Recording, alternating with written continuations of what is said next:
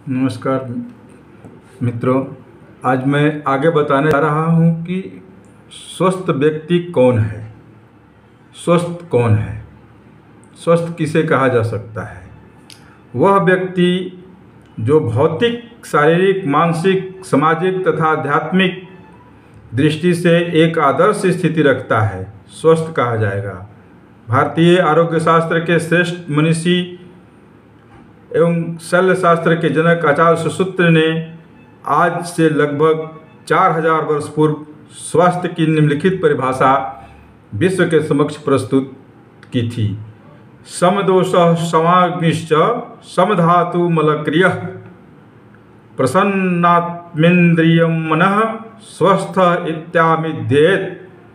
अर्थात वात, पित्त और कफ, इन तीन शरीर का निर्माण करने वाले भौतिक साधनों की सम अवस्था, शरीर में पाचन का कार्य करने वाली विभिन्न अग्नियों की सम अवस्था, शरीर की रक्त, मांस आदि 7 धातुओं, मल, मूत्र, पसीना आदि विभिन्न प्रकार के मलों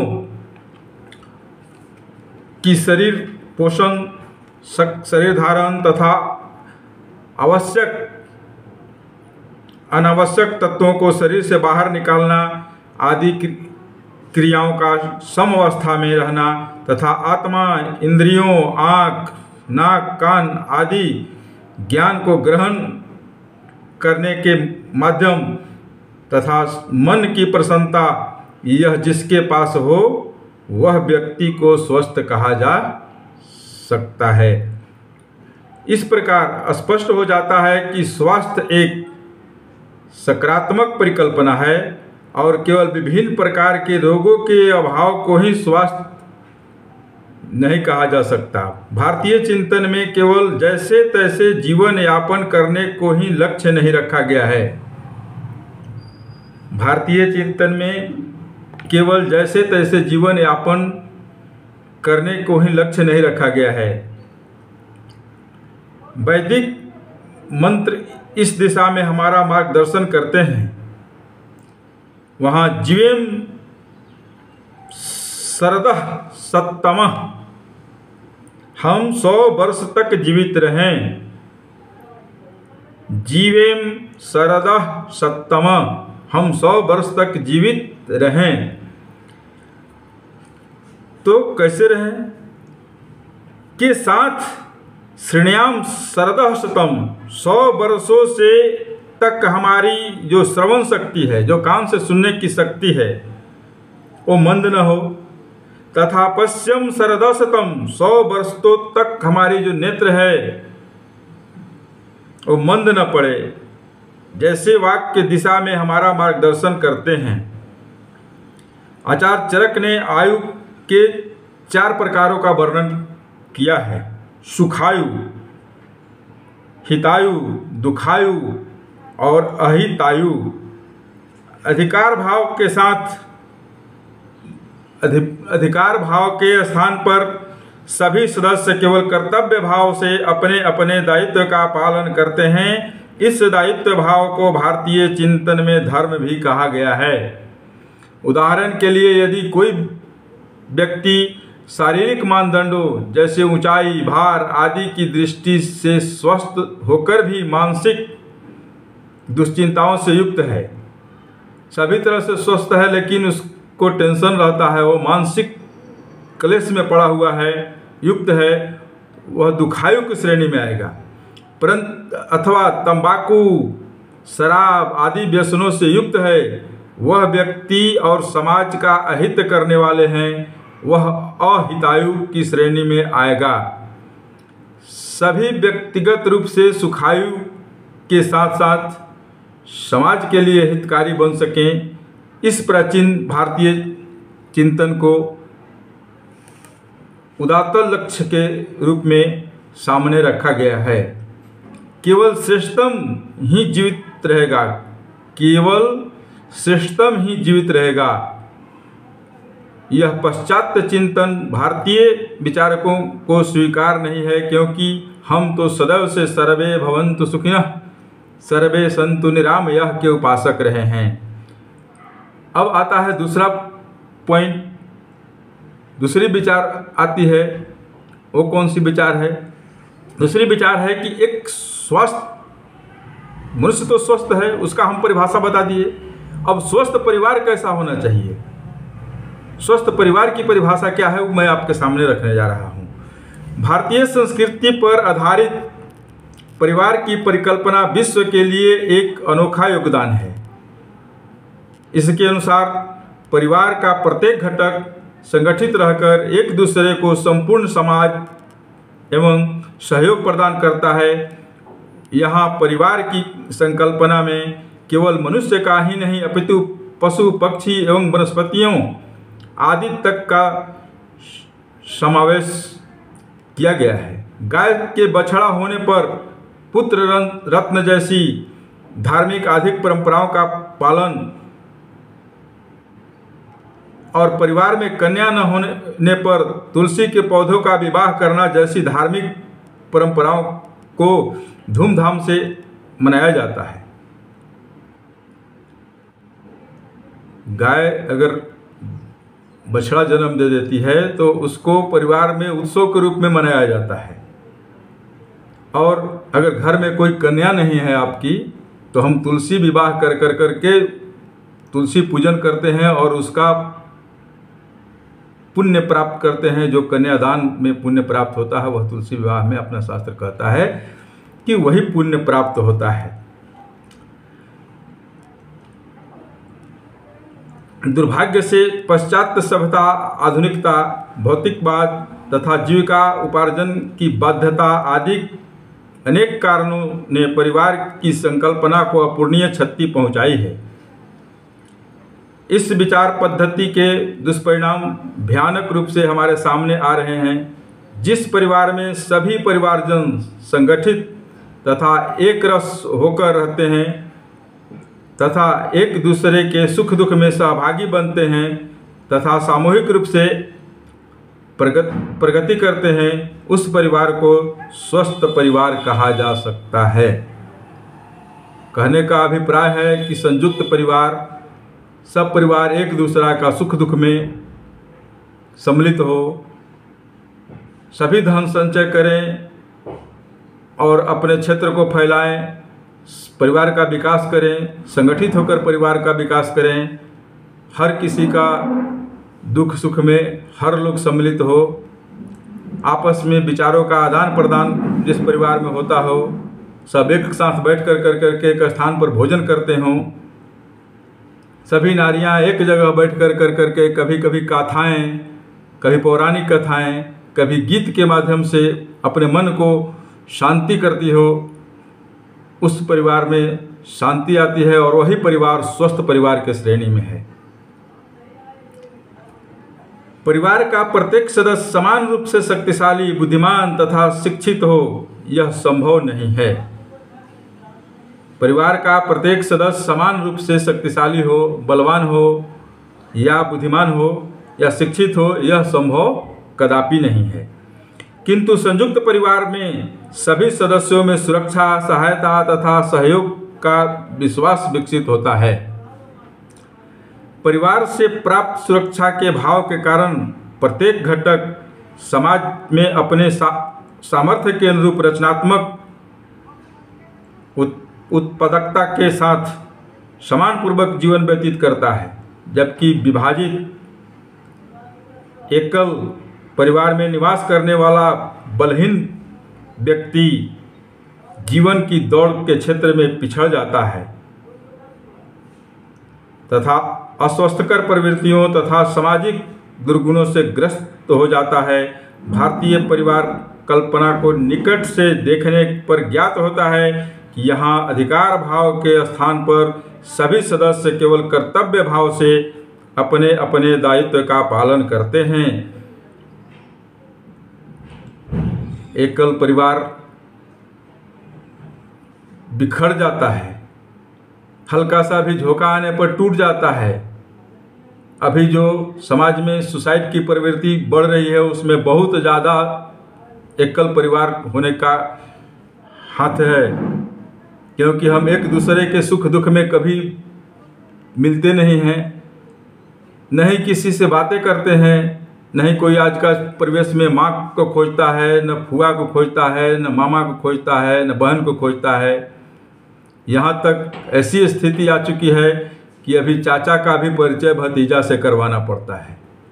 भतीजे को बताना पड़ता है कि ये तुम्हारा चाचा है, ये तुम्हारी बुआ है, ये तुम्हारा मेरा भाई है, ये तुम्हारा मामा है। ऐसी विकट परिस्थिति से अभी हमारा समाज गुजर रहा है। और इसका कारण क्या होता है कि जब हल्का सा भी उतार चढ़ाव होता है, क्योंकि ये मानव जीवन की एक व्यवस्था है जिसमें उतार चढ़ाव बनी रहती है, तो जब कभी हल्का सा झोंका आता है तो उस टाइम में वो किसी से अपने बातों को शेयर नहीं कर पाते हैं, किसी से अपने दुख को कह नहीं पा सकते हैं, मुस्कुरा नहीं पाते हैं। उस स्थिति में उनको लगता है कि अब हमारे पास में सुसाइड के अलावा कोई दूसरा रास्ता नहीं है। तो ये एकल परिवार की सबसे ज़्यादा अवगुण है। और एकल परिवार भारतीय समाज के लिए अभिशाप है, वरदान नहीं। और संयुक्त परिवार भारतीय समाज के लिए वरदान है। भारतीय परिवार परिकल्पना को निकट से देखने पर ज्ञात होता है कि यहाँ अधिकार भाव के स्थान पर सभी सदस्य केवल कर्तव्य भाव से अपने अपने दायित्व का पालन करते हैं।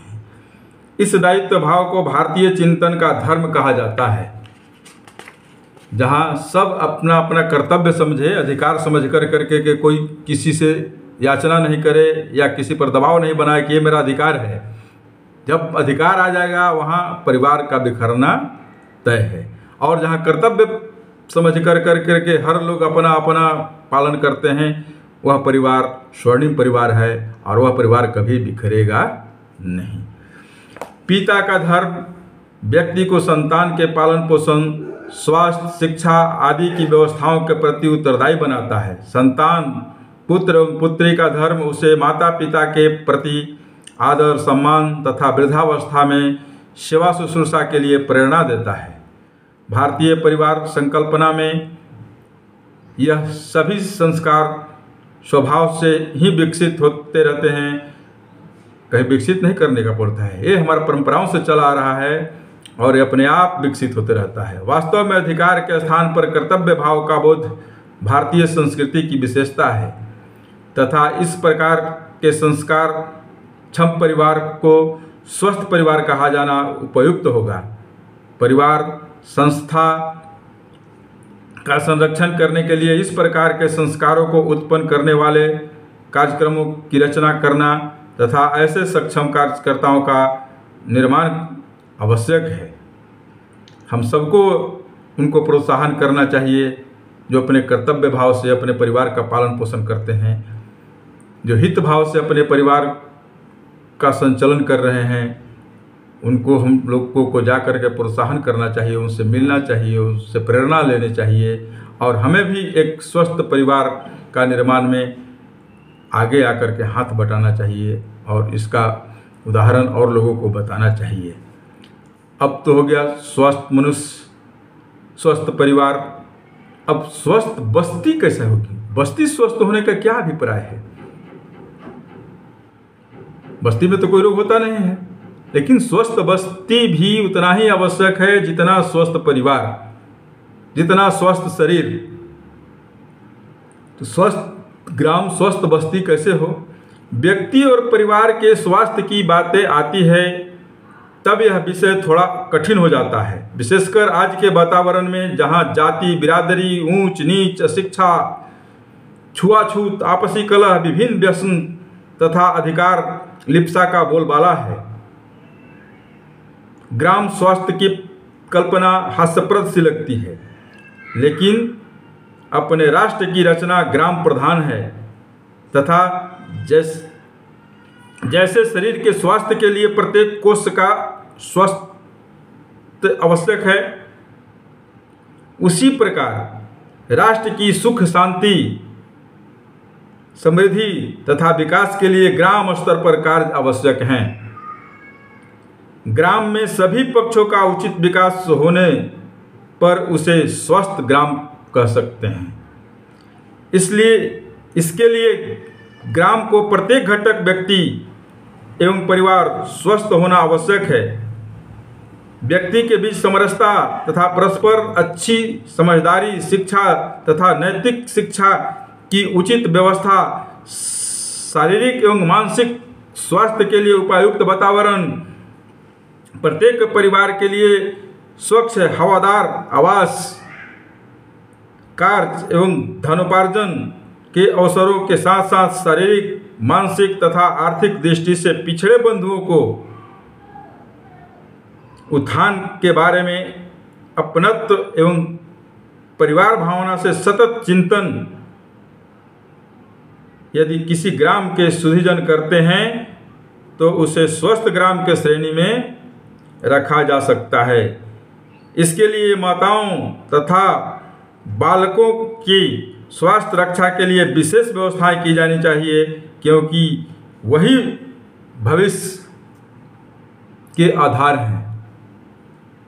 उनकी व्यवस्था उत्कृष्ट हो, वही व्यवस्था बढ़िया है, क्योंकि वो हमारे भविष्य हैं और उनको संजोने की आवश्यकता है। समाज के स्वास्थ्य के लिए 3 प्रकार की व्यवस्थाएं आवश्यक है। कौन सी व्यवस्थाएं आवश्यक है भाई? सुरक्षात्मक या प्रतिरोधात्मक व्यवस्था, चिकित्सीय व्यवस्था, स्वास्थ्य प्रशिक्षण एवं जागरूकता। सुरक्षात्मक या प्रतिरोधात्मक व्यवस्था क्या है? सुरक्षात्मक स्वास्थ्य सकारात्मक स्वास्थ्य की व्यवस्था एवं रोगों की रोकथाम मुख्य रूप से ऐसे विषय हैं जिनका विचार इस व्यवस्था के अंतर्गत करना चाहिए। ऐसा चिंतन आवश्यक है जिससे स्वस्थ व्यक्ति स्वस्थ रह सके तथा कोई भी व्यक्ति अस्वस्थ न हो। इसके लिए आवश्यक है शुद्ध वायु, स्वच्छ जल तथा पौष्टिक आहार, स्वस्थप्रद पर्यावरण, स्वच्छ एवं उपयुक्त आवास व्यवस्था, स्वास्थ्य के प्रति जागरूकता, स्वास्थ्य शिक्षा तथा अच्छा वातावरण। इसके साथ ही विभिन्न व्याधियों के बचाव के लिए सामूहिक टीकाकरण भी रोगों के रोकथाम के लिए आवश्यक है। आर्थिक एवं सामाजिक स्वावलंबन के साथ विविध लोक कलाओं, संगीत, धार्मिक सौहार्द को बढ़ाने वाले सांस्कृतिक, धार्मिक तथा खेल कूद के आयोजन सभी ग्रामवासियों को शारीरिक, मानसिक तथा आध्यात्मिक दृष्टि से स्वस्थ रखने में सहायक होंगे। वस्तुतः यदि स्वास्थ्य के प्रति जागरूकता बढ़ाई जा सके तो 80% तक बीमारियों को उत्पन्न होने से रोका जा सकता है। स्वास्थ्य सुरक्षा के दृष्टि से आवश्यक तत्व क्या है? स्वास्थ्य और सुरक्षा के दृष्टि से आवश्यक तत्व क्या है? स्वच्छ वायु एवं पर्यावरण इसमें सबसे पहला आता है। स्वच्छ वायु हमारे स्वास्थ्य की सर्वाधिक महत्वपूर्ण एवं प्रथम आवश्यकता है। संपूर्ण देश में पुराने वृक्षों को काटने का कार्य पिछले दिनों तेजी से हुआ है। इसके परिणाम स्वरूप वन एवं बगीचों की संख्या में भारी कमी आई है। वृक्षारोपण द्वारा इस समस्या के हल किया जा सकता है। इसके लिए कटहल, आंवला, बेल, अमरूद, आम, जामुन, फलसा, नीम, पीपल आदि के वृक्षों के साथ फलदार वृक्षों के साथ छोटे झाड़ीदार पेड़ जैसे नींबू, करौंदा आदि तथा थोड़ी अवधि में फल देने वाले पपीता, केला आदि के पेड़ लगाना उचित होगा। इससे शुद्ध वायु के साथ ही पौष्टिक फल तथा आर्थिक लाभ भी ग्रामवासियों को उपलब्ध हो सकेंगे। दूसरा है परिसर की स्वच्छता।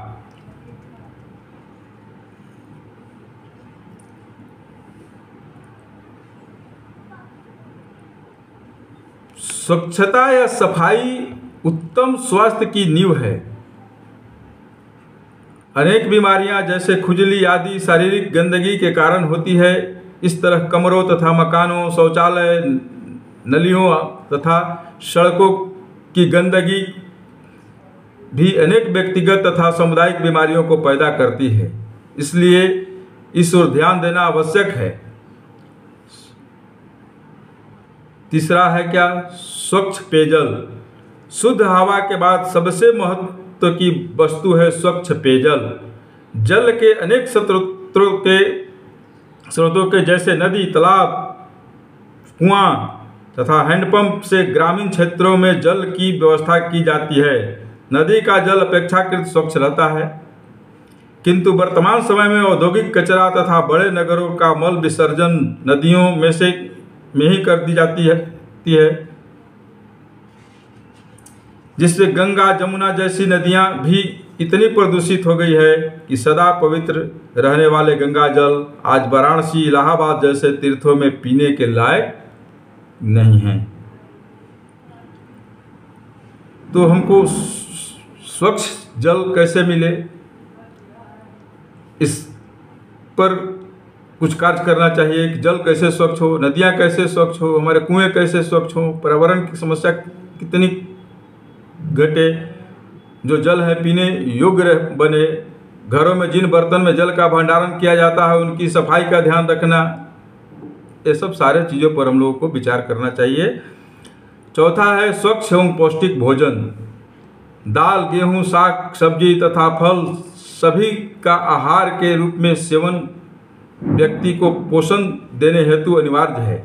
वर्तमान समय में अधिकतम लाभ कमाने की दृष्टि से इन सभी वस्तुओं को रासायनिक खादों तथा कीटनाशकों का प्रयोग बड़ी मात्रा में किया जा रहा है, जिसका परिणाम यह है कि सामान्य व्यक्ति को प्रतिदिन DDT जैसे घातक विषैले पदार्थों का सेवन करना पड़ रहा है। जहरीली वस्तुओं के सेवन से अनेक प्रकार की बीमारियां पैदा हो रही है तथा मनुष्य की रोग प्रतिरोधक क्षमता में कमी होते जा रही है। बाजार में संरचित खाद्य पदार्थ, जंक फूड तथा शीतल पेयों में भी सुरक्षित स्थान में रखने के लिए अनेक रासायनिक पदार्थों को मिलाया जाता है। बच्चों द्वारा शौक से खाई जाने वाली टॉफी, गोली आदि में भी निकिल तथा रासायनिक रंग आदि नुकसान पहुंचाने वाले पदार्थों का प्रयोग में लाए जाते हैं। ये सब रोगों को बढ़ाने वाले सिद्ध हो रहे हैं। खास करके हम लोग जो लेज, कुरकुरे बच्चों को आनंद से खिला रहे हैं वो बहुत हानिकारक है। उससे कई प्रकार के चर्म रोग पाए गए हैं, यहाँ तक कि दिमागी बीमारी भी उसके चलते कुछ जगह पर पाया गया है, जो कभी कभी पेपर में के माध्यम से, न्यूज़पेपर के माध्यम से या कुछ इसमें पाया जाता है कि हम लोगों को इससे थोड़ा सा अपने बच्चों को परहेज करना चाहिए। विशेषज्ञों की सहायता से जैविक कृषि का प्रसार करना चाहिए। आम, अमरूद, आंवला, पपीता, केला आदि सस्ते किंतु पौष्टिक फलों का प्रयोग बहुतायत से करने की आदत डाली जाए। सभी फल तथा सब्जी अच्छी तरह धोने के बाद प्रयोग में लाई जाए। भोजन में कच्ची सब्जियां, फल व सलाद की मात्रा बढ़ाई जाए। अंकुरित अनाज का उपयोग करना चाहिए। गौ पालन का आग्रह बढ़ाया जाए। इससे शुद्ध एवं पौष्टिक दूध, दही, माठा, घी आदि की उपलब्धता से शारीरिक एवं मानसिक स्वास्थ्य वृद्धि में सहायता मिलेगी। विशेषकर बालकों तथा गृहिणियों, महिलाओं को गाय का दूध अच्छी मात्रा में मिलने चाहिए, जिसके कारण उनका शारीरिक, मानसिक दोनों उचित ढंग से विकास हो सकेगा। भोजन के विषय में ऊपर जितनी भी बातें आई, इसके अलावे कुछ और विचार भारतीय चिंतन के अनुसार व्यक्ति जैसा खाना खाता है उसका मन भी वैसा ही होता है। जैसा खाओ अन्न वैसा बनेगा मन। इसके में बहुत सारी कहानियाँ है कि एक व्यक्ति का अन्न खाया, उससे उसका मन दूषित हो गया, वो गलत काम करने लगा। पहले वो सात्विक व्यक्ति था, तो एक सात्विक व्यक्ति अगर किसी वैसे कुंठित व्यक्ति के यहाँ का अन्न खा लेता है या वैसा दूषित कोई अन्न खा लेता है जिसके चलते उसका मन पर प्रभाव पड़ता है और फिर वैसा ही वो कार्य करने लगता है। तो वही कहता है कि जैसा खाओ अन्न उसका मन भी वैसा ही बनता है। इसलिए मन को शुद्ध करने के लिए सात्विक आहार का आग्रह किया जाता है कि जहाँ तक हो सके सात्विक अन्न खाएं। बस आज के विषय में इतना ही मैं कहना चाहूँगा। कल चौथा कड़ी लेकर करके आऊँगा आगे चल करके। अब अनुमति चाहिए। जय माँ भारती, भारत माता की जय। सर्वे भवन्तु सुखिनः, सर्वे सन्तु निरामया, सर्वे भद्राणि पश्यन्तु, मा कश्चित् दुःख भाग् भवेत्। जय माँ भारती, भारत माता की जय।